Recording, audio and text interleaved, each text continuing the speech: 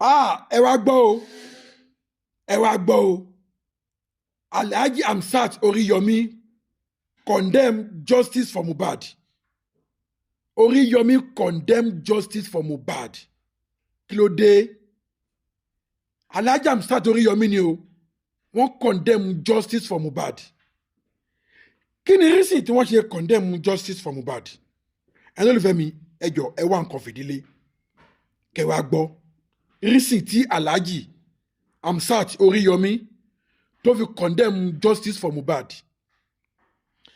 Fídíò kan ni mo wò níbi tó gbé ti interview Alhaji Hamzat Oriyomi lórí ọ̀rọ̀ justice for Mohbad pé why tí ẹ ṣe follow ọ̀rọ̀ yìí mọ́, why tí ẹ ṣe support justice for Mohbad anymore.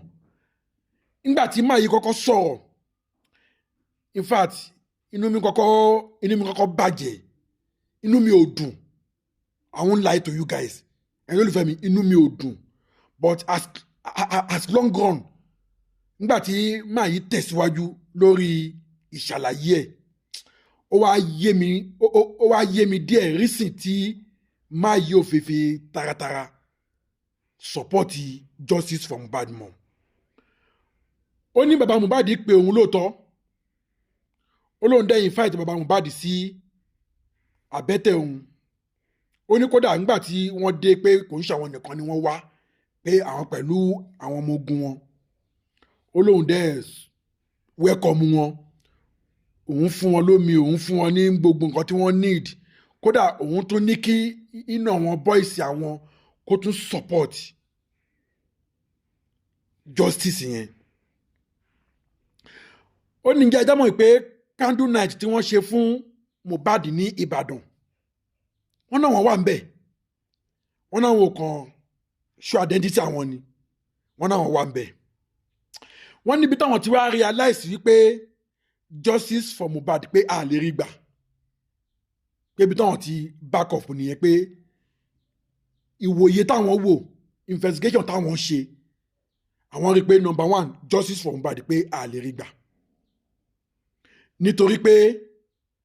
gbogbo àwọn tí wọ́n sọ wípé wọ́n fẹ́ gba justice for Mohbad pé wọ́n ti pín yẹ́lẹyẹ̀lẹ, pé ọ̀tọ̀ ni party ti bàbá Mohbad, ọ̀tọ̀ ni party ti ìyá Mohbad, ọ̀tọ̀ ni party ti Wùnmí fúnra rẹ̀, ọ̀tọ̀ ni party ti Àdúrà, pé party yẹn ti wá pín sí yẹ́lẹyẹ̀lẹ, pé àwọn ò dẹ̀ kí ń ṣe blogger, àwọn ò dẹ̀ kí ń ṣe blogger, àwọn ò dẹ̀ lè máa fi tears oní tears make owó, pé nǹkan tó jẹ́ kí àwọn withdraw nìyẹn lórí ọ̀rọ̀ justice for Mohbad. Ó wá fi ọ̀rọ̀ Timothy, ó wá fi ṣe example pé káwo Timothy nígbà tí wọ́n ń wá justice fún Timothy, bàbá Timothy, ìyá Timothy, gbogbo àwọn family Timothy orí one point ni wọ́n wà, justice for Timothy, justice for Timothy. Wọ́n nígbà tí àwọn ò rí justice ní ibi tí case ti ṣẹlẹ̀, àwọn tún gbé lọ sí Àbújá. Wọ́n nígbà táwọn tún dé Àbújá, wọ́n rí pé ọwọ́ ti kàn wọ́n l'Àbújá again, àwọn tún dá padà. Wọ́n ní at the end of the day àwọn rí justice because ẹnu family ẹnu wọn ṣọ̀kan, pé but justice for Mohbad ẹnu ò ṣọ̀kan o, pé any justice tó bá dẹ̀ ti wà powerful bẹ́ẹ̀ yẹn tẹ́nu ò bá ti ṣọ̀kan wọn ò lè rí justice gbà. Ó tún sọ ti kéèsì ọmọ kan náà tó ṣẹlẹ̀ ní hospital kan, mo gbàgbé orúkọ hospital yẹn. Wọ́n ní wọ́n lọ́n pa pé hospital yẹn tó bí o, hospital yẹn máa bóun fa wàhálà. Ó lè sọ pé àwọn tó bá nífọ̀n tán ní èkánná náà lòun máa ń bá fa wàhálà. Ó ní ṣé àwọn ò gba justice. Ó ní commissioner of Ogun State pé ọ̀rẹ́ jẹun àwọn pé nígbà táwọn jọ pàdé ní UK, ó ní gbogbo àwọn ará UK sọ pé Nàìjíríà yẹn wọn ò lè rí justice, wọn ò lè rí. Ó ní commissioner yẹn ló wá ń sọ fún òun wípé nǹkan tí irú òun bá face pé òun máa rí justice ń bẹ̀. So kí ni nǹkan tí mo fẹ́ fàyọ ni wípé nǹkan tí ọ̀gá Oríyọmí tí wọ́n ń try láti bring out ni pé lórí ọ̀rọ̀ justice for Mohbad ẹnu family òkò, ìyá ń ṣe tiẹ̀ lọ́tọ̀ bàbá ń ṣe tiẹ̀ lọ́tọ̀ ìyàwó náà ṣe tiẹ̀ lọ́tọ̀ wọ́n ní ìjà jẹ́ mọ̀ wípé lọ́ọ̀yà tó ṣe kéèsì Timothy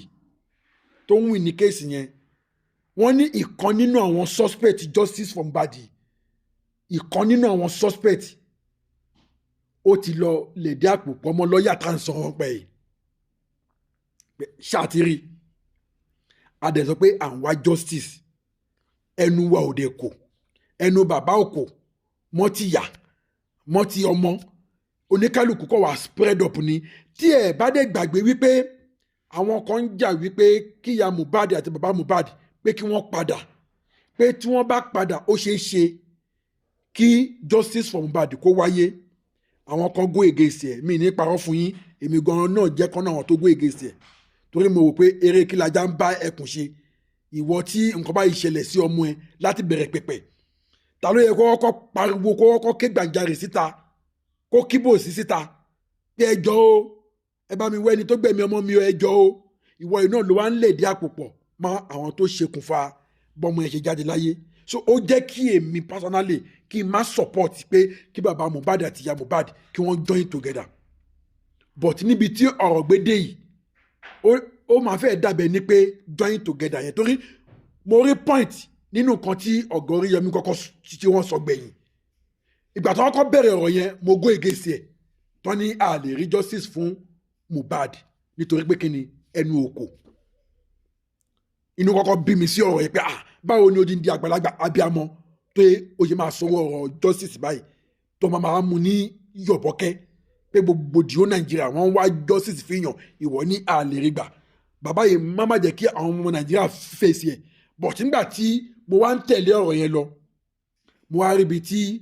Alhaji Hamzat Oríyọmí tí wọ́n láǹdì sí èmi náà dẹ̀ wá rí lóòótọ́ wípé tí ẹnu ò bá kò lóòótọ́ justice yẹn máa difficult láti gbà ẹ̀yin olùfẹ́ mi ẹ jọ̀ọ́ ẹ má ṣì mí gbọ́ o ẹ má ṣì mí gbọ́ o Alhaji Hamzat ló sọ pé a lè má rí justice gbà o èmi kọ́ ni mo sọ bẹ́ẹ̀ o but nínú ọ̀rọ̀ wọn tán tẹ̀síwájú mo wá rí rísìn tí wọ́n ṣe sọ bẹ́ẹ̀ látàrí bí ìyá Mohbad àti bàbá Mohbad bí wọ́n ṣe unite ó fi ọ̀sìn náà Wùnmí ò lè bá wọn unite because òun gangan ni victim kò lè bá wọn unite òun gangan ni victim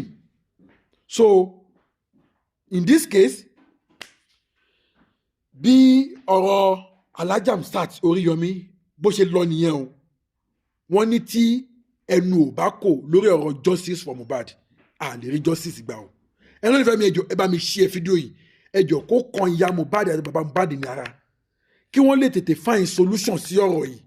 a gbọ́dọ̀ gba justice for Mohbad by fire by force àwọn tó wà lórí justice for Mohbad yìí wọ́n pọ̀ and Alhaji Hamzat Oríyọmí mo tún wá fẹ́ pass message sí pé kò ń ṣe gbogbo àwọn blogger tó wà lórí justice for Mohbad yìí òun ni wọ́n fẹ́ fi pa owó ẹ má ṣì wá gbọ́ o èmi gẹ́gẹ́ bí ẹnìkan I'm not after money I'm fighting fún justice for Mohbad because ó lè ṣẹlẹ̀ sọ́mọ ẹlòmíì lọ́la tá a bá tètè dá ẹ̀kún ìbàjẹ́ yìí wọ́n ní ikú tó ń pa ojúgbà ẹni òwe ló ń pamọ́ ni